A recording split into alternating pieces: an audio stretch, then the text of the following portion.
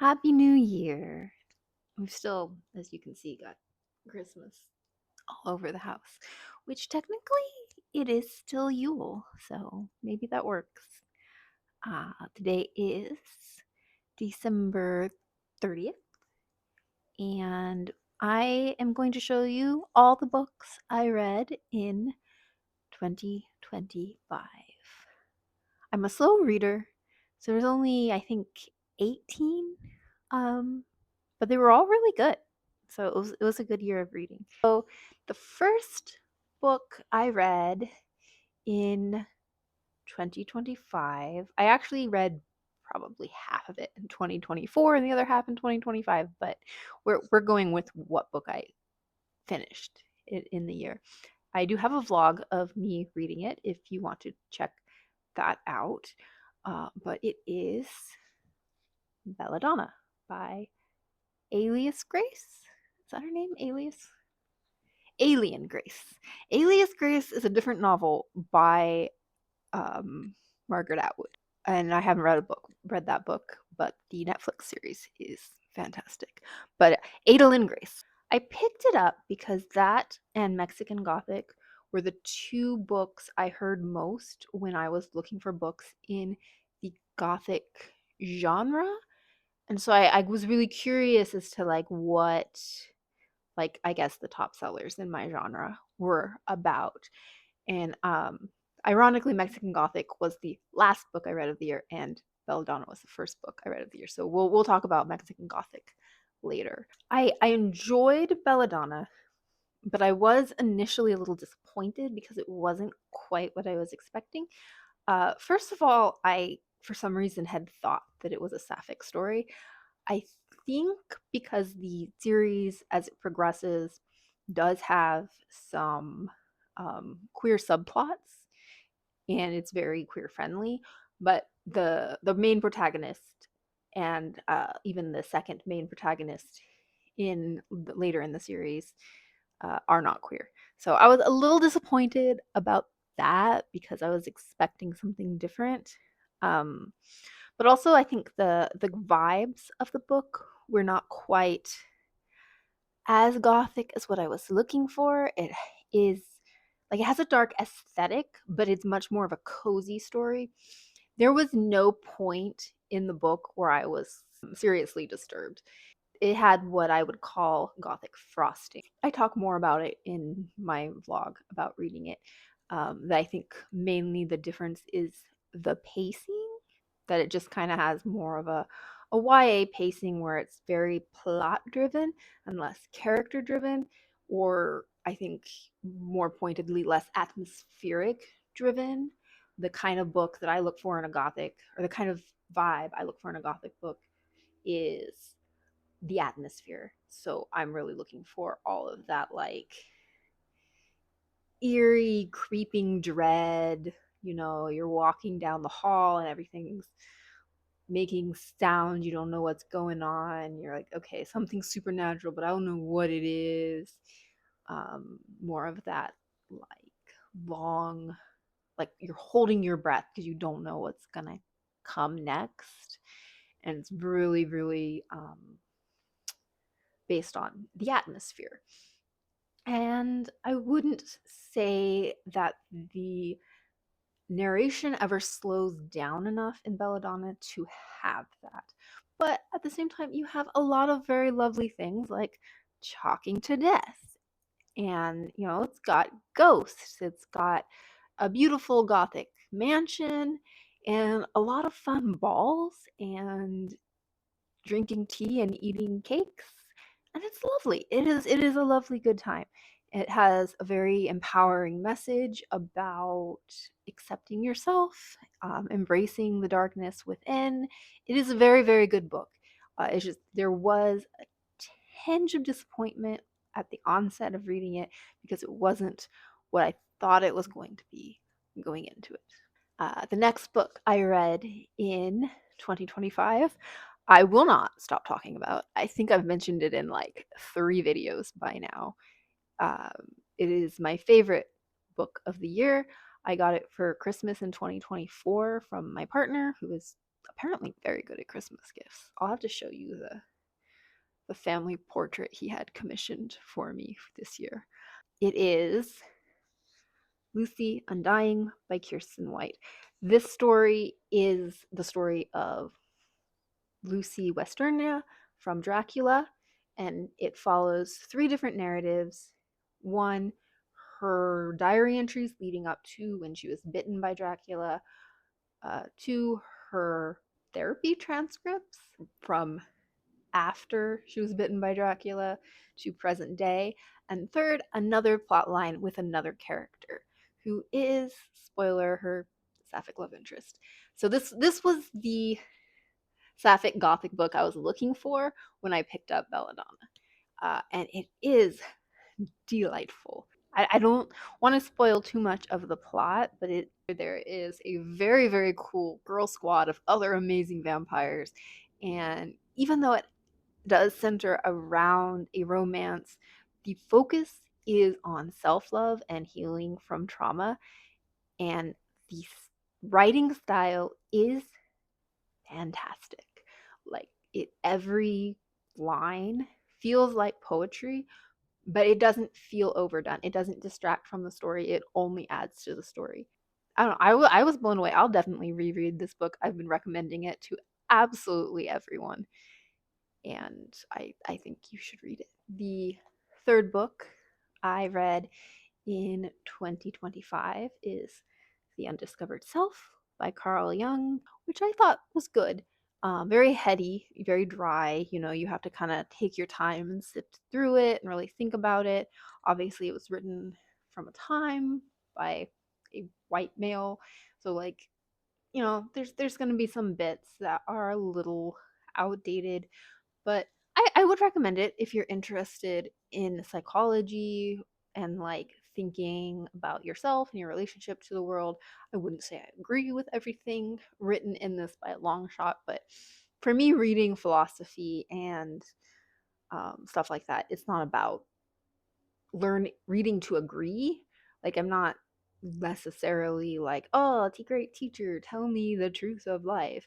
I'm just like, these are some thoughts. Let's turn these over in my head and see what connects and what doesn't connect, and whether or not that um, inspires some other thoughts and stuff like that. So I would recommend that. It is very, very interesting topic to think about, like your your your relationship to yourself versus your relationship to society, and whether or not that should be separated, how much that should be separated. It's intriguing. So yeah, I've got some tofu bites in the oven. I'm gonna throw that on a salad and do some walks, and I'll come back with the other books I read throughout the year later. I've been going a bit nuts with meal planning this week. I think, or like meal prep. I think because things were so busy during the holidays and it's finally started to slow down. So I'm like, I'm gonna stock up in pre-made meals so next time it gets busy, that I'll have everything ready to go. So yeah, I've got pre-made tofu bites, muffins, egg bites, these little soup packs. You just add water. Little soup packs, you can just add water and boil that into soup. They're all like single size servings, and then for like dinners to eat with my partner, I've got like this pre-made jambalaya, pre-made curry. You just need to simmer it and add rice. Yeah, I'm all prepared in case I get busy again, and very much taking advantage of the quiet time.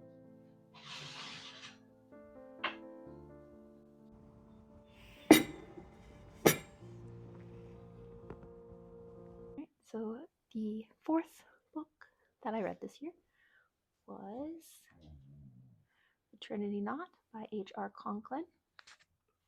This book was written by a local author who I've met in a couple of workshops around town, and I've seen around different festivals. And she seems like a really, I don't know her very well, but she seems like a really nice, chill girl. And this book is about a young girl who her father just died, and she goes to a grandfather who she never met's house for the summer because her mother is dealing with depression, and she discovers that her family is from a line of druids and gets transported back in time to where a feud between her clan, or actually her mother's clan and her father's clan, started. I really enjoyed it.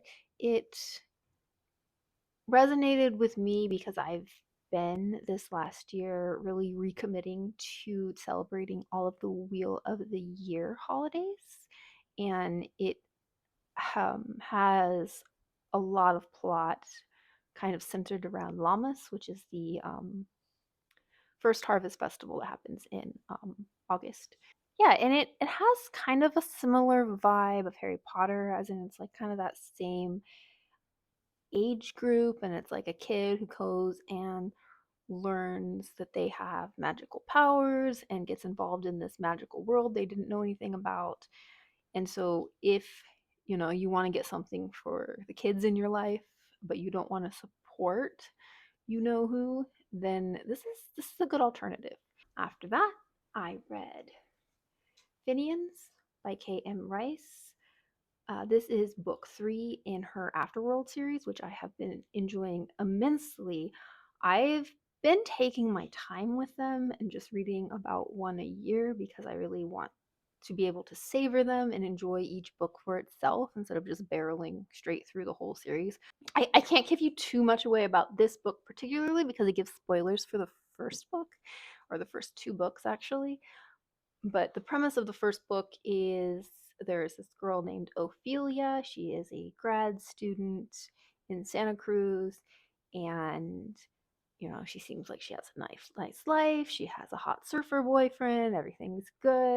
But then this Irish rogue shows up on her door who is a friend of her roommates, and she starts having these flashback memories of another life, and things unravel from there. I think if I give too much away, um, it it kind of constitutes as a spoiler, but it's very dark.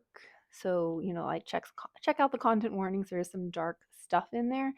It deals with drug addiction and assaults in multiple instances, as well as child abuse and just a lot of gore, a lot of horrors of war, and things like that.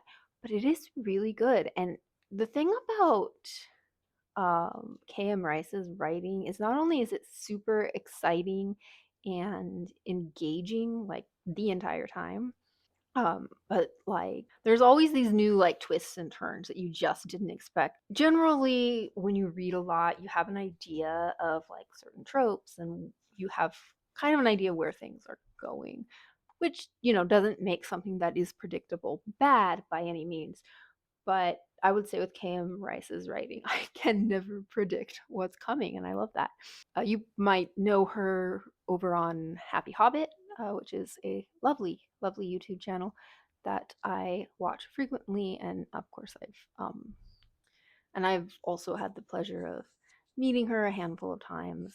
And she is a very, very lovely, down to earth, pleasant person, and I resonate with her work a lot.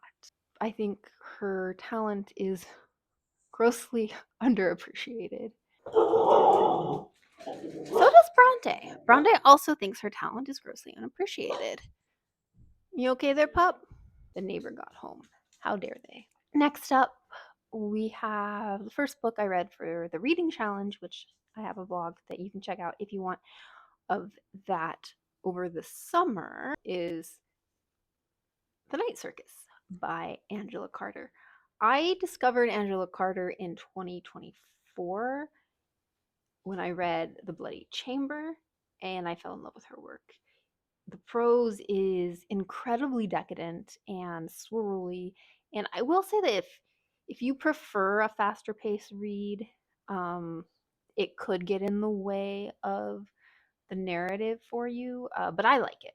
I like that there's all these tangles of metaphors and long, complicated sentences, and it does take time to read her work. You have to kind of sip it and savor it like wine, not a wine cooler.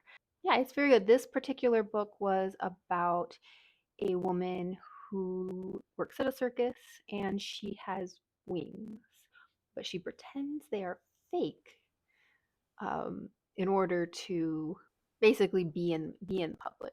And terrible things keep happening at the circus, and it follows the journey of a gentleman who wants to prove that the wings are actually fake. And so he kind of like stalks her at the circus, but then as he gets to know her, he of course falls in love with her and also kind of learns kind of to be a better dude actually. And I like that. I like that, especially since this book was written way back in the 80s, it has the arc of actually two different men who learned to treat women better. It also had a nice surprise Sapphic subplot, which again is kind of big considering it was written in the 80s. And if you read my reading for pizza vlog this last summer, what read? Did I say read? If you watch my reading for pizza vlog this last summer, you'll see that there is this beautiful scene that is sort of a tangent, but it amplifies the story because it has the same theme. And it's a scene of these women in a prison, and the guards are also women, and like they suddenly like have this silent unspoken realization that they are all sisters and they are allies, and then they have a big jailbreak, which was very exciting. And that was my favorite scene, even though it was kind of a tangent from the main plot. Yeah, I highly recommend this book. I thought it was absolutely fantastic. So now I'm going to take Papa out. She's been feeling, because I've been so busy with the holidays, I was gone for a week at a sitting, that she's like really wanting some love. So I'm going to take her outside and play with her. And the garden has also been a little neglected. So I'm going to go out and see what needs to be done out there. Do you want to go outside and play? You want to go play? Go get your toy. Where is it?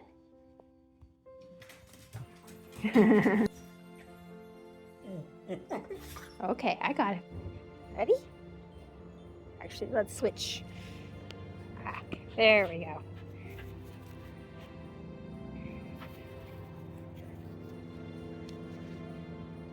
Good girl.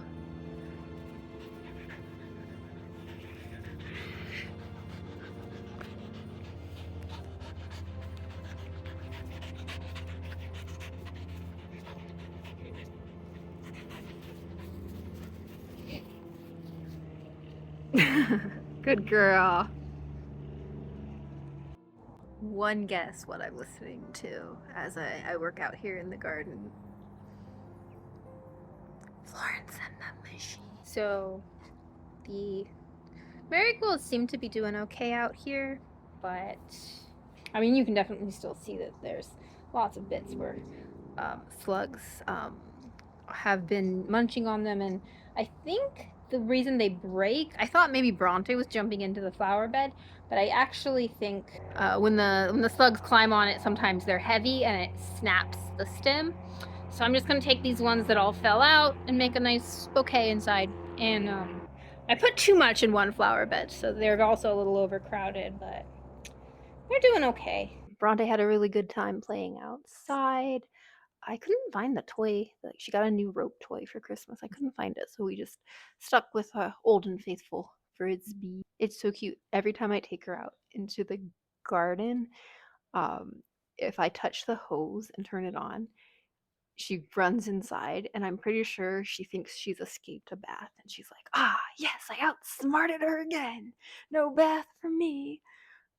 Because she thinks she doesn't understand that I'm watering the plants and not trying to water her. We got to have some time together, and I fixed up the flowers a little bit. The good thing is they've all been getting enough water because it's been real rainy. So That is good. The next book I read was also part of my summer reading from my Reading for Pizza blog that you can check out, and that is Fantasy of the Middle Ages.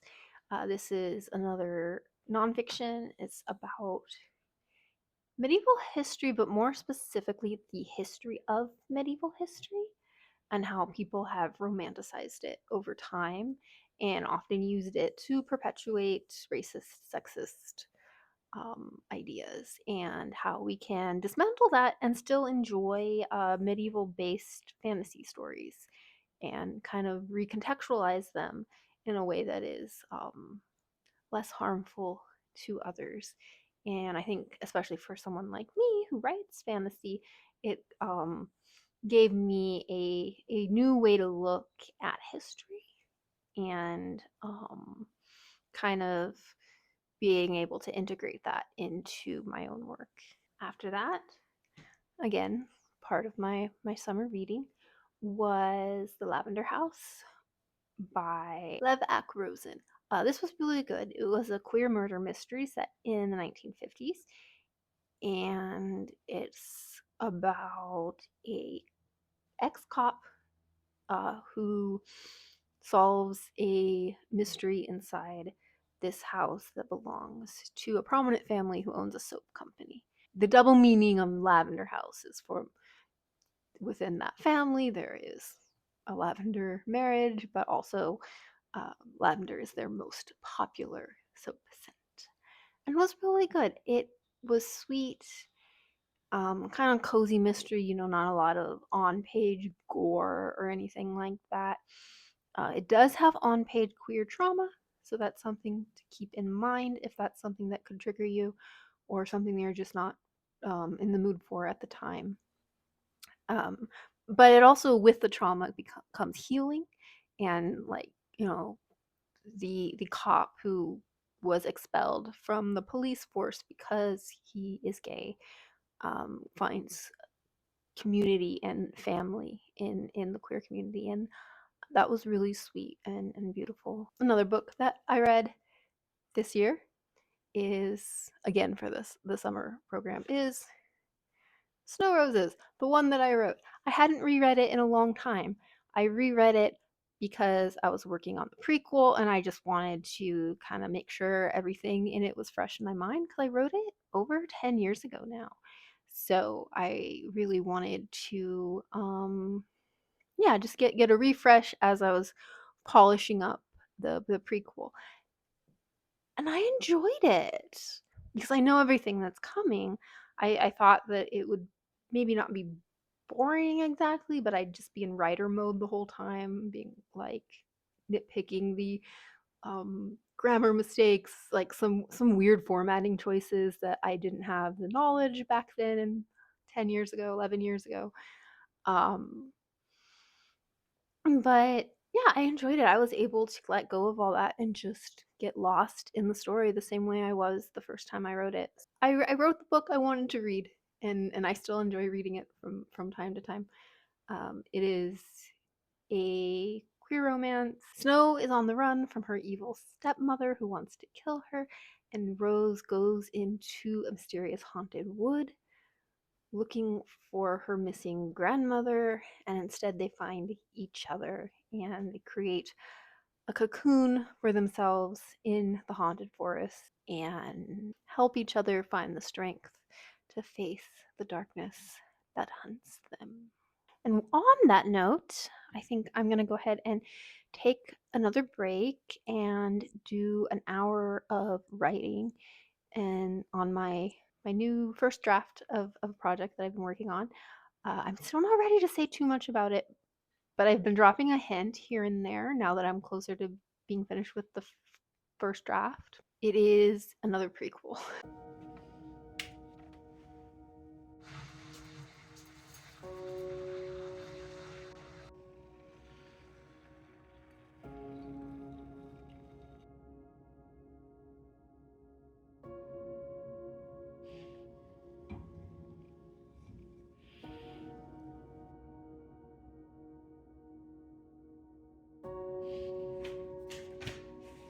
That was a nice little writing session. Unfortunately, I had to stop right at the very moment the characters were starting to confess their love for each other. It's the romantic climax before the big major climax. but I have to finish. I have to finish my day. I might be able to squeeze another hour in later. So the next book that I read was Heart Splatters, again by me. Um I published this book this year, so I had to read it several times in order to polish it up and get everything fixed and ready. I actually wrote the initial draft over 3 years ago, I think 3.5 years ago. I think it was September 2022. But I had it kind of tucked away in various drafts, and I pulled it out this year and polished it all up.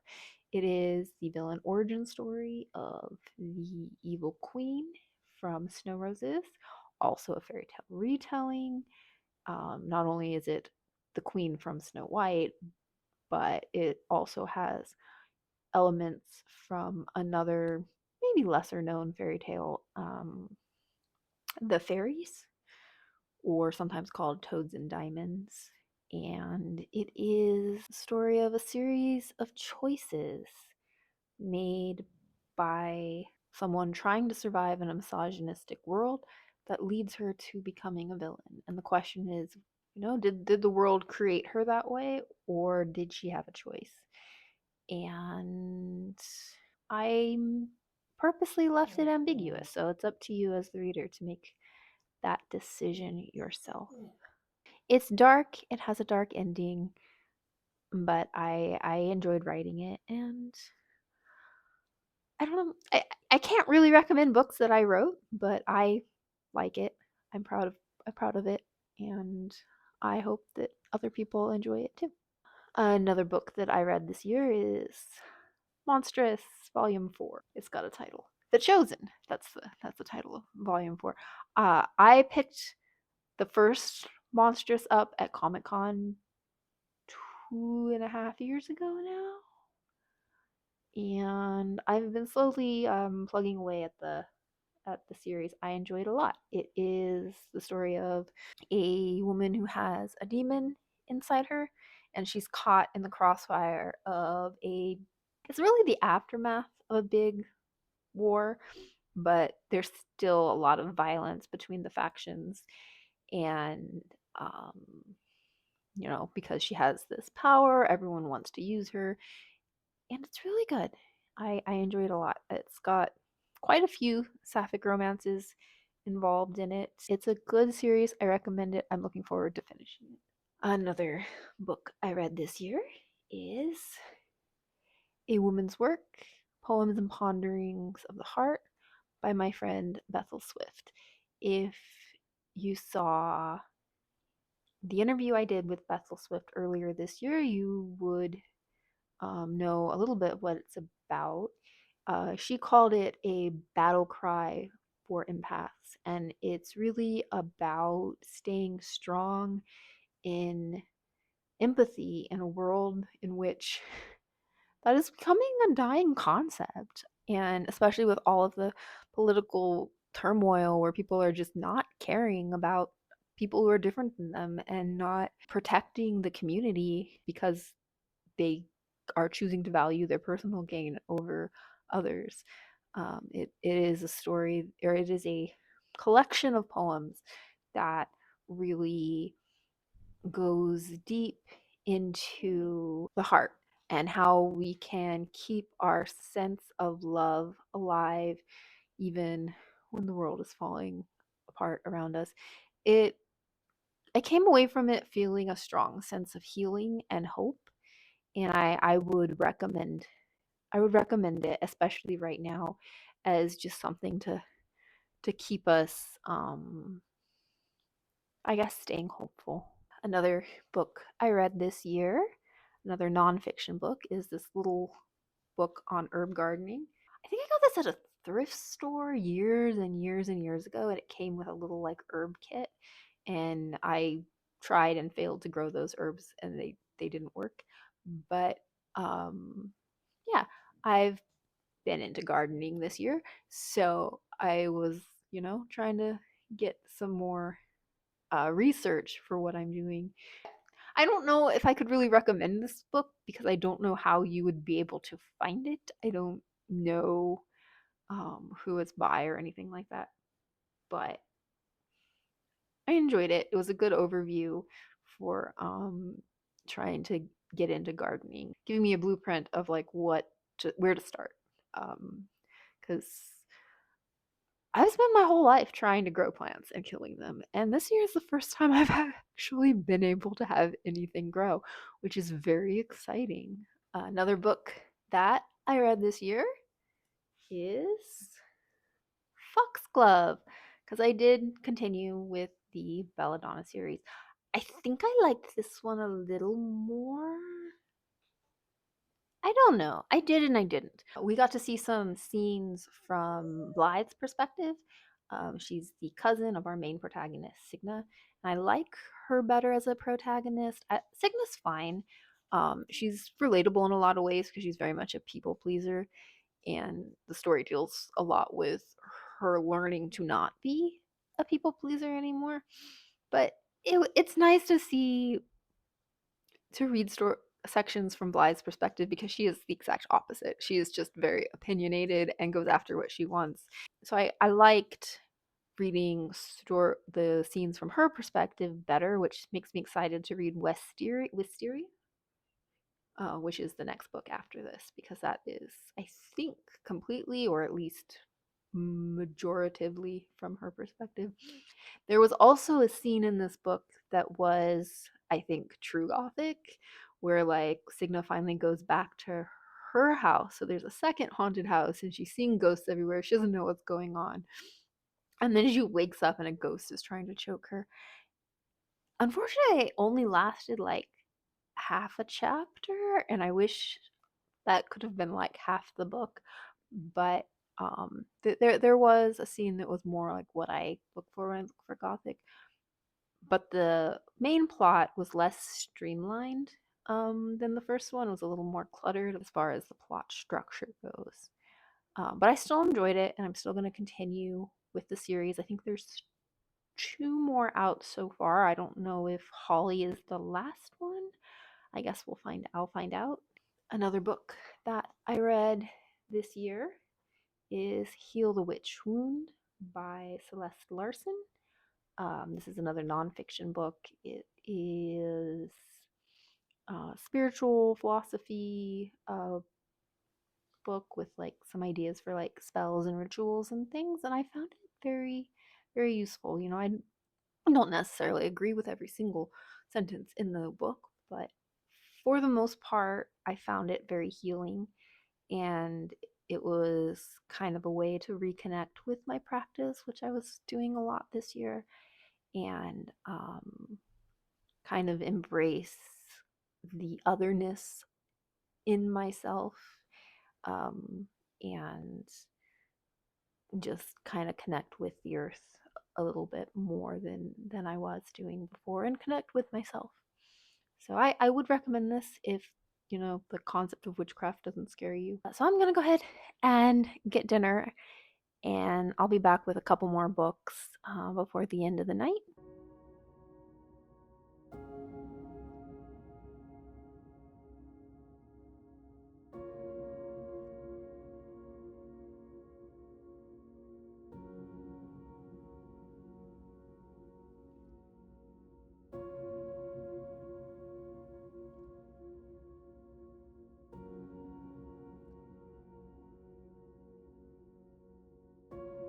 We had a good dinner. The potatoes turned out a little weird because earlier this month I shredded a whole bag of potatoes because I was going to make latkes for a family event I was going to, but I ran out of time and wasn't able to finish making the latkes, so I put a whole gallon of shredded potatoes in the freezer, and I thought I would make them into mashed potatoes. But because they were already shredded, they were hard to mash up without like a blender.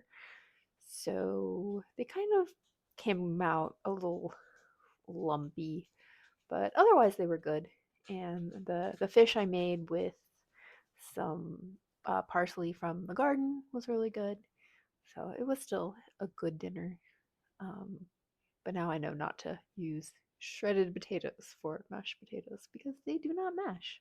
And then I was able to get another hour and a half of writing in while Spider Man did his podcast. And I was so close to being finished. uh, yep, the the big reveal is about to happen, and then it's all like, yeah, all climax and a wrap up from there. So that's exciting. But we have to finish the last 3 books that I read this year. This fall, in October, I reread Frankenstein by Mary Shelley, and it is very, very good book. You can hear more in depth my analysis in my Frankenstein video that I made, um, but the short version is that I really loved this book. I think it is so thought provoking. I love um, the morally gray aspect of it, although, of course, Victor Frankenstein is the true monster. That's just, to me, very apparent.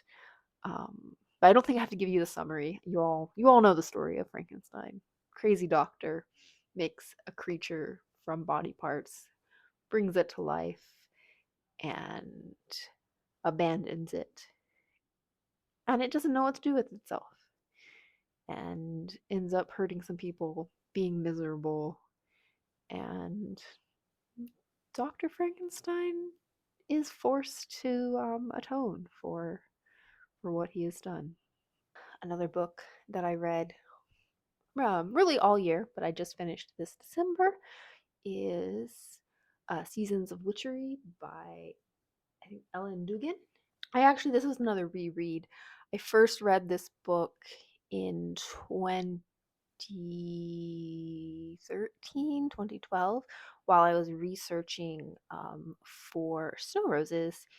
I found it at an ALA conference I went to.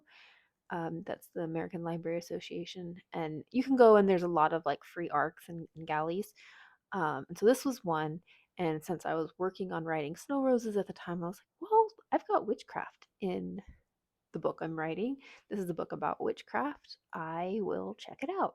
And as I was reading it, I was like, huh, this is kind of just putting to word a lot of things I already believe about like earth cycles and like folk customs, and kind of just honoring and studying that and using it as a way to connect to yourself and the world. I was already celebrating the solstices, and I didn't necessarily know about all of the other holidays. Um, but this was kind of my introduction to witchcraft. It resonated with me, and so I've kind of been practicing lightly on and off ever since. And since this year I decided to like really reconnect to my practice, I reread it, and I what it is essentially a diary of a year of practicing the Wheel of the Year holiday. They're based off of old customs, and they're kind of just honoring the same ideas and marking the changing of the seasons. So it's one which is like practice as she goes through the year and the different things she does and different research she's done about each holiday. So I would recommend this if you are at all interested in witchcraft. Just it's a good introduction. And the last book I read this year, I just finished this morning, and it is so good. Mexican Gothic by Sylvia Morena Garcia. When I read Belladonna, I got nervous about reading Mexican Gothic because, like, again, I like Belladonna, but it wasn't the like eerie gothic horror that I was hoping for. And so I was like, well, the popular gothic books maybe aren't the eerie, disturbing, gothic deliciousness that I love so much. But I still wanted to read it. and see what it was all about. And it's so creepy. Yeah, it is exactly what I look for when I look for a Gothic book. It's a slow crawling dread that is creeping in the distance, and there's all these hints, and you don't know what's going on until you get to the end, and then it is even more disturbing once you discover the secrets, and disaster ensues as the protagonist tries to escape the horrors that she is trapped in. The story starts with a young socialite from Mexico City going out into the country to check on her cousin who recently got married and has been sending her father disturbing messages, and she wants to see what's going on. And to get to the house, and the family is weird, and there's a cute cousin of the family who's really nice and sweet, but everyone else is kind of creepy and weird. And you discover all of the secrets of the house and the family from there. It definitely deals with themes of colonialism, which is very disturbing because colonialism is real, and it's, you know, um, very much, I would say, like a metaphor for that. A lot of the supernatural parts, and I don't want to say too much because I think you should just go read it. Except that it's good, and I really liked the love interest. I thought he was sweet. Like, he's almost a foil to the Byronic hero, a tortured soul who's a little bit dark, but he's so hot. Like, there was a character like that matches that archetype in the story, but this is a light spoiler, but he's framed as a villain, and I think that's fitting. And the love interest was almost a foil to that archetype, where he was just nice and sweet and sincere, and maybe not conventionally attractive, but a really good guy who was willing to break away from this weird and twisted family that had him trapped in this cycle that he was going to try and break away from. It's a really good book. You should read it. I think it is. Lucy Undying is still my favorite read of the year, but this is a very close second. So, yeah, those are the books I read this year, and all of them were good. I got lucky. And I hope that I get to read many, many more amazing books in 2026. Happy New Year's. Let me know what your favorite book of the year was, and I'll see you soon. Thank you so much for watching. Please consider subscribing to Ink Spills if you enjoy fairy tales, Gothic literature, poetry, book recommendations, or writing.